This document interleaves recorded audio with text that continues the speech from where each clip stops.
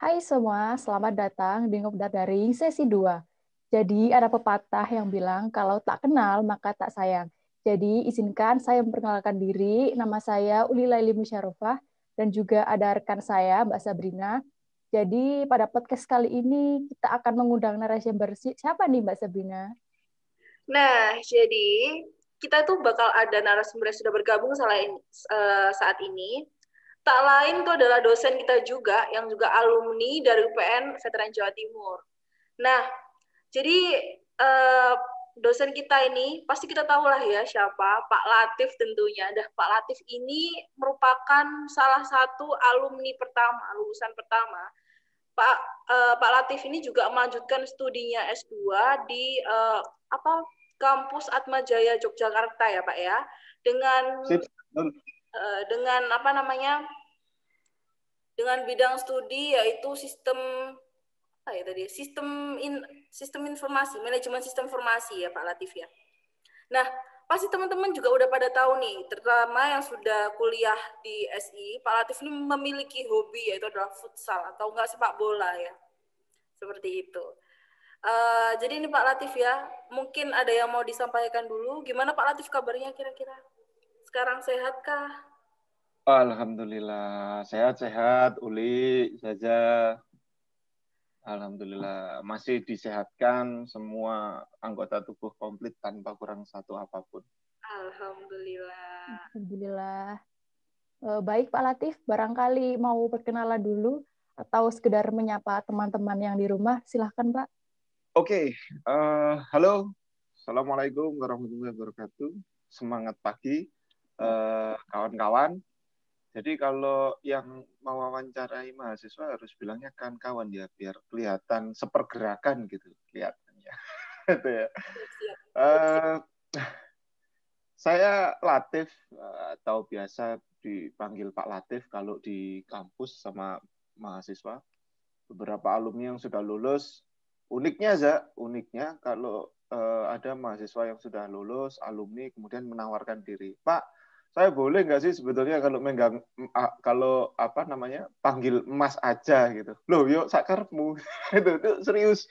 Ada yang beberapa alumni itu bilang masih sangat saya mengira Pak Latif itu malah baru lulus, kemudian malah belum menikah. Saya mengira ternyata Pak Latif sudah menikah gitu waktu saya masuk. Aduh, sayang sekali saya harus jujur kepadamu ya.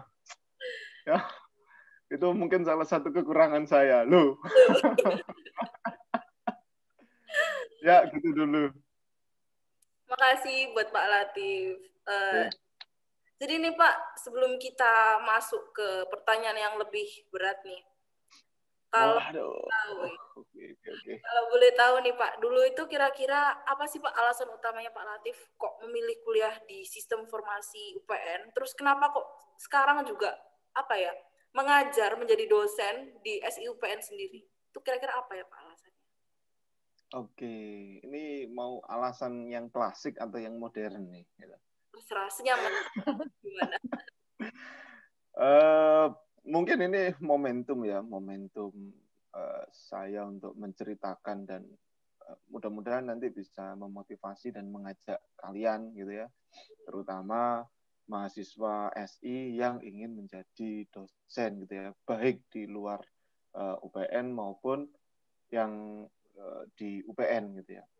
Jadi awal mulanya 2007 itu terus terang hegemoni IT itu tidak seperti di tahun 2010 ke atas gitu ya.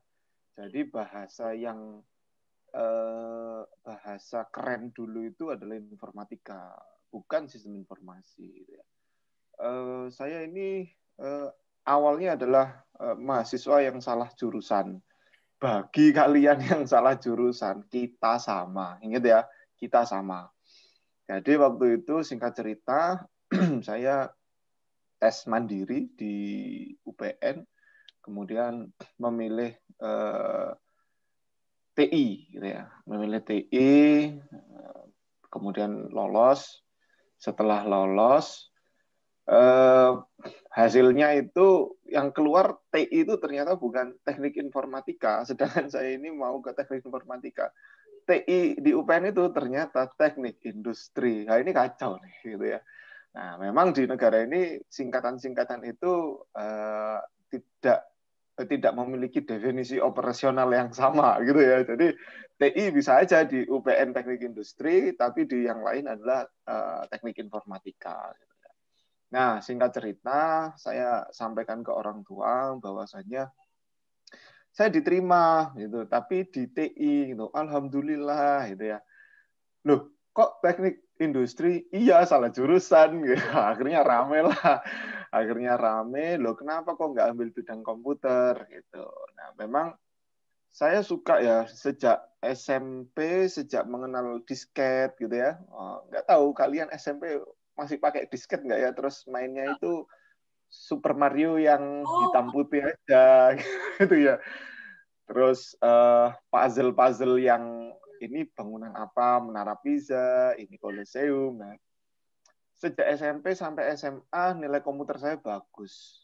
Saya pengen mendalami itu. Gitu ya. SMA saja baru diperkenalkan Facebook kalau tidak salah. Nah, baru belajar bikin Facebook gitu. Saya masih ingat dan saya tertarik itu gitu ya. Yang saya bayangkan adalah komputer itu bermain, gitu, bermain digital itu aja. Berangkat dari suka main PES, akhirnya suka main komputer dan pengen masuk di informatika. Seperti itu, sederhana banget, gitu. Sederhana banget.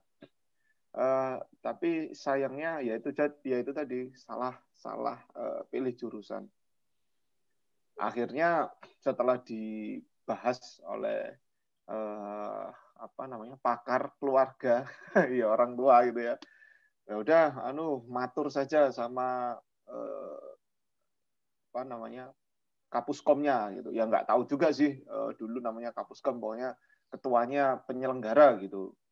Nah, saya disuruh tes lagi sama waktu itu yang menjabat Kapuskom adalah Prof. Fauzi. Prof, siapa tahu nanti video ini sampai ke beliau. Amin. Prof, mohon izin Prof. Jadi kebetulan pertama kali masuk UPN itu problemnya itu sudah kenal sama Prof. Fauzi gitu ya. Dablek-dableknya ketahuan duluan ini gitu. Kenapa saya bilang dablek? Karena saya menegosiasi, bisa enggak gitu, enggak usah tes enggak usah bayar tapi ikut tes lagi gitu. Saya tak milih informatika gitu. Ini jujur terus terang nih. Nah, kemudian singkat penjelasan, Prof. Fauzi menyampaikan di 2007 ini Mas ada yang namanya sistem informasi. Saya terus terang 2007 sama sekali tidak tahu menahu tentang apa itu sistem informasi, sama sekali nol besar pokoknya. Kemudian Prof. Fauzi menyampaikan dengan yakin bahwasanya yang sampai saat ini saya ingat beliau bilang begini, di SI dan informatika itu serupa tapi tak sama. Bedanya nanti jika di dunia kerja, SI itu akan kebanyakan berhubungan dengan orang yang membutuhkan IT. Sedangkan informatika nanti akan sering kali membuat program. Begitu. Jadi singkatnya seperti itu beliau menyampaikan. Basicnya saya suka ngomong gitu ya. Basicnya saya suka ngomong. Kemudian saya bilang, nggih, Prof, kalau misalnya memang SI itu 11-12 dengan informatika, saya manut saja gitu. Di otak saya, yang penting nggak bayar lagi gitu ya. Jadi prinsipnya tidak membebani orang tua. Biar tesnya kalau nggak salah 750 atau 500, saya lupa. Tapi zaman 2007 ya lumayan gitu ya. Lumayan lah. E-commerce juga belum ada buat jual-jualan online, dapat ceperan. Nggak ada gitu waktu itu. Jadi prinsipnya saya mikir otak saya yang penting saya nggak nambah biaya untuk ikut tes lagi gitu ya, ikut tes lagi. Cuma kalau sekedar masuk jurusan kemudian 11-12 ilmunya kurang lebih sama dengan apa yang saya pelajari, yang saya inginkan, oke lah gitu. Akhirnya sejak itulah saya terjerumus di jurang kenikmatan sistem informasi gitu ya. Jadi ya kalau dibilang kesimpulannya sih, kalau dibilang tahu sejak awal bohong, saya nggak tahu sejak awal gitu ya. Dan kalau di kelas saya selalu menceritakan kondisi real saya tentang sistem informasi saat itu, karena di IT pun juga yang terkenal, yang sangat happening ya informatika, bukan sistem informasi. Gitu sih, Zaza sama Uli. Baik. Cerita sedihnya. Ini Pak, kalau soal kenapa sih kok memilih mengajar sebagai dosen, kenapa kok harus di UPN gitu? Kenapa? Nggak ada yang mau nerima yang lain. Nggak. Sependek yang saya ingat, kami itu 2007 kurang lebih ada 75 mahasiswa. Semoga kawan-kawan saya yang di luar sana, yang angkatan 2007, kalian disehatkan kawan-kawan, dilancarkan rezekinya, didekatkan jodoh-jodohnya, apapun lah ya, pokoknya yang baik-baik, doa yang baik-baik, serius. Dari hati saya yang paling dalam, semoga kalian berhasil di sana, di luar sana. Amin. Jadi angkatan pertama SI sesuai dengan surat edaran resminya itu 2007 SI sudah secara resmi ya itu menjadi angkatan pertama sistem informasi di UPN. Sekalipun 2005-2006 itu sudah ada SI, tapi SK-nya belum turun. SK-nya turun 2007 bulan Juli kalau tidak salah ya, nanti bisa dicek kembali. Itu disnatalis kita sebetulnya. Nah, sependek yang saya ingat, 2007 itu ada 75 mahasiswa saat itu, belum sampai di akhir dari perkuliahan sudah ada yang lolos sendiri, jadi kurang lebih ya biasalah ya muntaber gitu ya, jadi kurang lebih ada 45-an lah sisanya, kalau nggak 35, saya lupa pastinya saya lupa. Nah, yang bisa dibilang lulus 3,5 tahun itu ada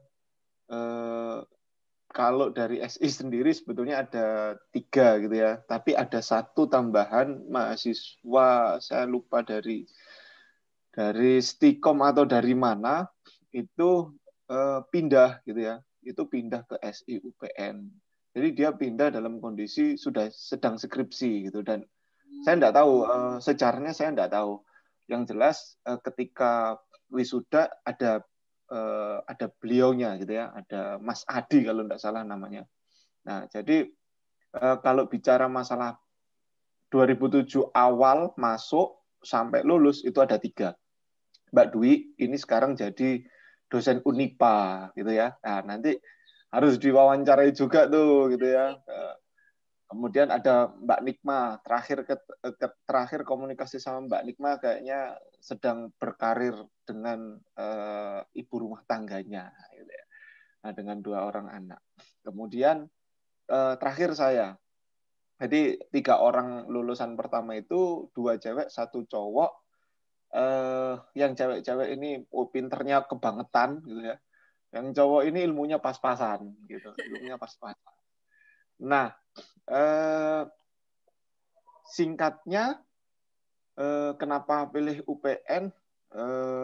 Sebetulnya kalau saya tidak salah ingat, sebetulnya semua lulusan itu ditawari untuk ngajar di UPN waktu itu.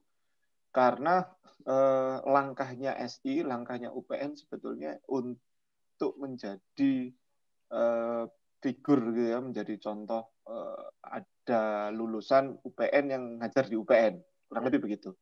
Dan memang saat itu dosen SI belum banyak seperti sekarang ya, belum banyak seperti sekarang. Dan saya pun juga waktu itu diampu oleh beberapa dosen informatika saat ini. Jadi seperti Pak Bas, Pak Dek 3 gitu ya, Pak Gede. Nah itu dulu dosen saya juga, Bu Intan gitu. Itu dosen saya juga dulu. Sekarang kan sudah enggak ya, SI sendiri, IF sendiri gitu. Nah, selain untuk menjadi figur, nah, bahasa kerennya kan menjadi figur, menjadi contoh adik-adiknya, tapi sakjane ya jangkep-jangkepan gitu ya. Biar rasio antara dosen sama mahasiswa itu jangkep gitu loh, tahu ya. Gitu ya. Paham. Ya, jadi memang kondisinya seperti itu, dan zaman saya masih diperbolehkan ya, S1 diperbolehkan asalkan siap untuk sekolah lagi gitu ya. Ceritanya kesasar di UPN itu ya begitu. Tapi yang harus Zaza tahu ya, yang harus Zaza tahu sama Uli tahu, saya itu dulu SMA-nya itu sering main di depan UPN, sering main Dota waktu itu. Happy Hours itu sering main di depannya UPN, namanya Suryanet, sekarang jadi BCA. Gitu ya, sekarang dari BCA. Saya itu sudah janji sama diri saya sendiri, jangan sampai kuliah di sini, itu masih swasta. Jangan sampai kuliah di sini, kampus kok pojok, paling pojok notok biasa, itu kan sudah umum ya, sudah umum di ketelingan kita. Universitas pojok notok. Nah, jangan sampai wis masa depanku suram iki kok neng. Benar-benar beberapa. Kenyataannya itu ya Pak ya. Nah itu nantilah kesimpulannya akan saya berikan hut hidup gitu. Kenyataannya saya kuliah dan mencari nafkah istri, keluarga dan anak dari situ. Kenyataannya seperti itu. Kocak lah Zah. Iya Pak, saya sendiri dulu juga mikirnya kok ini ya, kenapa ya kok bisa gitu, kok ngajar di UPN. Saya juga kemarin sempet ngobrol sama ini Mas Niko, mantan Kahima sebelum Mbak. Oh iya Niko. Kemarin saya sempat doain, iya ya, semoga nanti jadi dosen di UPN. Saya juga pengen jadi dosen di UPN gitu. Iya, sekali saya tuh ngobrol sama Pak Ladi. Saya itu berharap, sangat berharap. Kalau tidak percaya, coba tanya ke Pak Cahyo ya, selaku Prodi. Sejak saya pulang S2, kurang lebih 2015-2016, ketika ada rapat terbuka, selalu saya itu mensoundingkan gitu ya. Kenapa sih Pak kok nggak ambil alumni sendiri gitu ya? Kenapa sih Pak kok banyak lah, kenapanya itu banyak. Karena sejak 2011 ya, saya 2011 sudah ngajar di UPN ya, sekalipun masih asisten waktu itu. Ya saya ini, hidup saya ini juga penuh dengan keberuntungan dari doa orang tua saya ya. Waktu itu 2011 juga jadi asistennya Prof. Fauzi sih waktu itu. Nah, enggak, itu masih belum tahu kalau sekarang bakal jadi rektor juga gitu ya. Jadi wes pokoknya cuma manut aja gitu. Nah, sejak 2011 sampai 2016 itu enggak ada alumni yang tanda kutip ya mengabdi atau dicangkokkan untuk menjadi dosen, itu enggak ada gitu. Jadi saya sebetulnya berharap sama adik-adik saya gitu ya. Mau gitu loh, biar yang jadi tumbal bukan saya saja. Kurang lebih begitu. Ya, benar sih Kurang Pak. lebih begitu. Kalau Zaza mau nanti saya tak matur ke Pak Cahyo. Gitu. Masih itu Pak, masih panjang jalannya untuk menjadi ke situ. Oh, iya. Masih belum skripsi juga. Gitu. PKL aja masih, bingung mau gimana. Tapi insya Allah lah Pak ya. Kan kita juga apa ya, sebagai mahasiswa kan juga mestinya punya impian-impian gitu loh, yang misalnya mau diwujudkan atau mau diabdikan ke kampus, entah itu dari hal kecil ataupun benar-benar mengabdi seperti Pak Latif ini gitu sih. Nah, saya rasa memang begitu kok. Sekarang eranya sekalipun keluar dari kampus, alma maternya harus tetap didukung ya. Salah satu contohnya Mas Dodi itu bisa menjadi figur juga ya, contoh di mana beliau nggak kerja di UPN, tapi kontribusi untuk alma maternya, untuk SI gitu ya, untuk Imasivo sangat banyak gitu ya. Beliaunya juga solid lah gitu. Nah itu bisa dibuat contoh juga. Uli kenal sama Mas Dodi, Uli? Sempat beberapa kali itu kan diundang juga Mas Dodi ya. Ya, sip, mantap. Ya, adik-adiknya harus kenal lah. Gitu ya. Semoga Pak ya, biar bisa amin. Alumni ini juga rencananya ya kita memang mau ada kegiatan bareng alumni, tapi karena keundur ini, keskip sebenarnya ini itu proker saya, tapi keundur atau keskip karena pandemi ini Pak. Jadi ya semoga nanti tahunnya periodenya adik-adiknya bisa buat kegiatan bareng alumni. Gitu harapan. Amin, amin, amin. Amin. Zak, tapi sebetulnya pandemi ini momentum untuk mengumpulkan alumni yang jauh-jauh loh, Zak, sebetulnya, Zak. Gimana? Bikin aja, Zak. Online gitu, Pak? Online aja, iya. Saya Sekedar itu agak apa ya? Kemarin itu bisa nggak ya? Soalnya tahun lalu itu saya sempat dengar sama yang sebelumnya saya itu sempat dengar katanya memang mau ada kegiatan bareng alumni, tapi nggak jadi karena tidak ada respon dari alumni gitu katanya Pak. Tapi insya Allah saya usahakan bakal ada sih Pak. Nanti kita coba rundingkan dulu dengan Mbak Tata selaku ketua himpunan gitu. Oh iya. Kemarin ketua IKASIFO kan Mas Dodik nih. Ya. Ini saya declare di sini daripada nanti selalu saya gitu ya. Nah itulah Zak, kenapa saya pengen ada alumni yang terjun jadi dosen di SI gitu ya, atau kembali ke SI itu ya salah satunya yaitu gitu ya. Biar ada yang pegang ketua IKASIFO gitu. Itu aja baiknya Mas Dodi itu karena Dot, ojo aku terus yang jadi tumbal. Saya gitu kan. Akhirnya ya wes lah, aku tak ketua tuh, kamu wakilnya. Ya wes lah, kamu.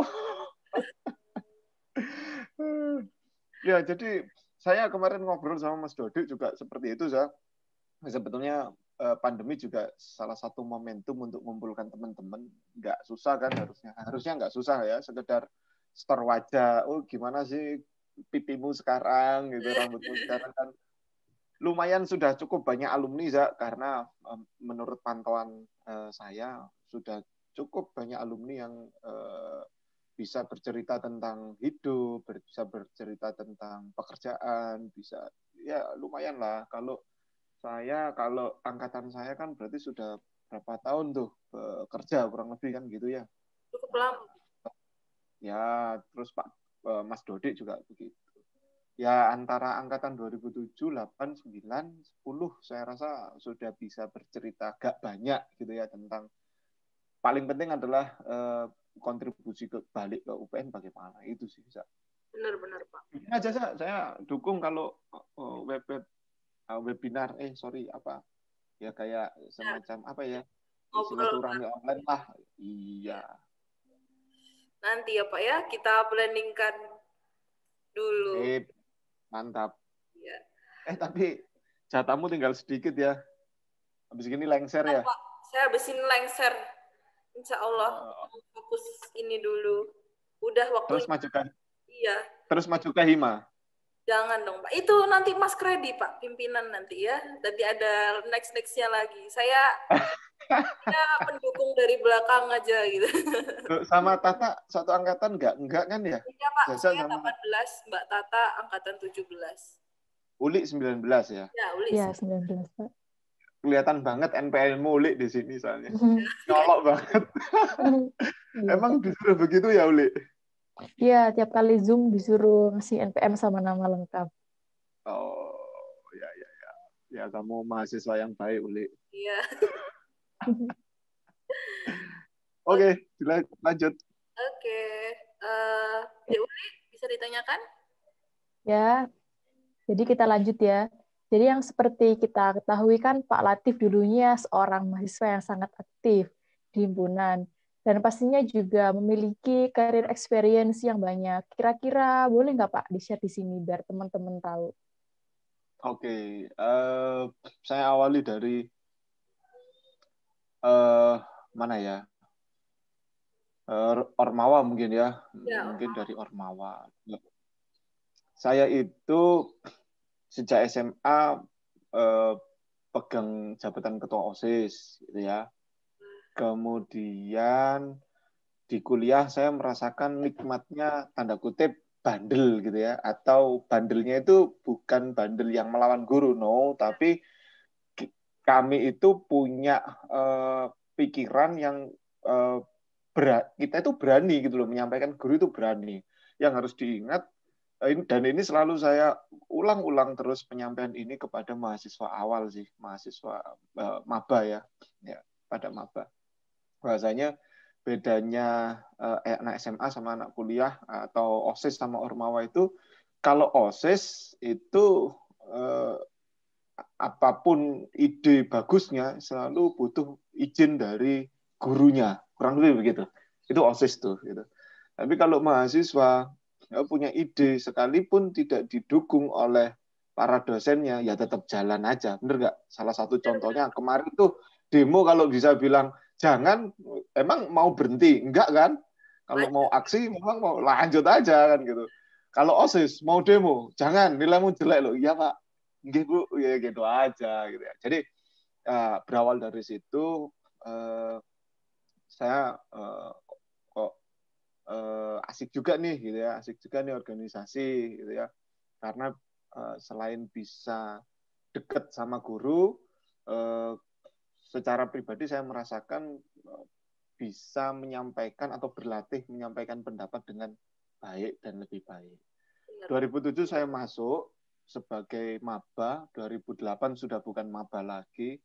Kalian harus ingat ya, maba-maba 2020 ya, selagi belum ada maba masuk, kalian masih maba. Jadi jatahnya maba itu 1 semester ya, bukan 3 hari atau 1 minggu. No, no, no, no, no, no, no, no. Ya, jatah maba kalian 1 semester, 1 tahun gitu ya. Selama belum ada maba masuk, kalian adalah mahasiswa baru gitu ya. 2007 saya maba, 2008 saya menjabat sebagai BLJ, ketua BLJ. 2009 saya menjabat sebagai ketua BLM, 2010 saya menjabat sebagai ketua Himativa. Yeay, Himativa. Karena dulu belum ada Himasivo, Uli. Ya, 2007 itu belum ada Himasivo, jadi boleh dibilang 2007 sama 2008, angkatan 2007-2008 itu angkatan yang merintis atau mengembriosasi Himasivo ya, dari Himativa kemudian ditarik menjadi Himasivo. Gitu sih. Kalau diceritakan nanti panjang, Zak, karena 2007 itu bukan sekonyong-konyong kemudian 2008 maju jadi BLJ gitu ya, jadi ketua, enak gitu. Enggak. 2007 perjalanan saya 2007 itu singkatnya. UPN itu punya Wimaya ya, punya Villa Wimaya di Pandaan. Zaza tahu UPN punya? Dengar Pak, itu sempat tren. Oh. Uli tahu enggak? Enggak tahu. Enggak tahu, Pak. Oh, itu tempat bersejarah bagi orang-orang Ormawa, bagi anak-anak aktivis kampus ya. Karena kalau ada apa-apa, rapat, sidang pleno, sidang umum, apapun, itu sering kali dijadikan tempat di sana. Nah, sedikit cerita saja, Zak. Ini saya masih ingat banget. 2007, saya itu sering ikut rapat senior-senior saya itu di Villa Wimaya gitu ya. Wah, jadi kalau sudah di sana itu pembahasannya sangat luar biasa sekali. Ternyata mahasiswa itu benar ya yang saya rasakan, bahwasanya mahasiswa itu bicaranya itu sudah tidak lagi seperti anak SMA ya, yang saya rasakan waktu itu. Karena betapa kerennya waktu itu saya merasakan senior-senior saya membawa ADART gitu ya, membahas ADART dengan tanda kutip masih seru sih, saling tunjuk, saling berkata kasar gitu ya. Ya memang khasnya di sana aja, khasnya di sana terus terang. Saling berkata kasar, tapi nggak ada baku hantam di sana. Nah, itu sidang itu selama 3 hari saya di Wimaya. Ada beberapa kamar, dan beberapa kamar itu dulu Himativa itu masih jadi satu dengan FTI ya. Jadi ada 5 jurusan di sana. Rame untuk menentukan siapa presbem itu sangat rame banget gitu ya. Jadi kita sampai konsolidasi seolah, kalau saya bisa bilang itu begini, 5 prodi ini atau 5 himpunan ini seolah-olah menjadi 5 partai gitu ya, seolah-olah gitu ya. Jadi gimana caranya kita bisa mengkonsolidasikan visi misi kita kepada partai-partai yang lain gitu ya. benefitnya apa gitu ya, kurangnya apa di kita mau konsolidasi, kita mau apa namanya, apa sih bahasanya kalau gabung di politik itu apa? Saya lupa, Zak. Carikan, saya tiba-tiba lupa, kehilangan kata itu, Zak. Koalisi. Ya, Ya. koalisi. Nah, keren banget lah pokoknya. Keren ya gitu. Saya sampai excited dengan kawan-kawan senior waktu itu. Sampai begini ya untuk menentukan siapa yang mau duduk di pres BEM fakultas waktu itu. 3 hari 3 malam, Zak, dibahas. Tapi ya waktu sidang kita bener-bener kata-kata kasar itu keluar, ADART dibahas itu ya dengan serius gitu ya. Nah, mulai dari situlah saya belajar tentang organisasi kampus atau Ormawa gitu ya. Zaman dulu 2007 ada kesepakatan bersama Ormek dilarang masuk kampus gitu ya. Entah karena UPN memang basicnya Kemhan ya waktu itu, dan swasta juga kayaknya nggak tertarik juga lah Ormek masuk di kampus-kampus swasta. Nah, sejak negeri ini gerakannya jadi beda, kayaknya beberapa organisasi ekstra kampus sudah mulai masuk, kemudian diskusinya juga sudah mulai keren-keren lagi gitu ya. Jadi 2007 sampai 2008 itu saya benar-benar proses belajar. Begini cara ngomong sama orang banyak. Begini cara mendudukkan posisi saya ketika saya menjadi perwakilan dari himpunan. Begini cara saya duduk sebagai mahasiswa yang sedang belajar dengan dosen saya. Gitu, jadi runtutannya begitu. Akhirnya 2008 maju jadi BLJ dan jadi ketua. 2008 ya benar, 2008 jadi ketua BLJ, 2009 jadi ketua BLM, 2010 jadi Kahima, 2011 lulus. Gitu, Zak, ceritanya gitu singkatnya. Keren sih, gitu. Pak.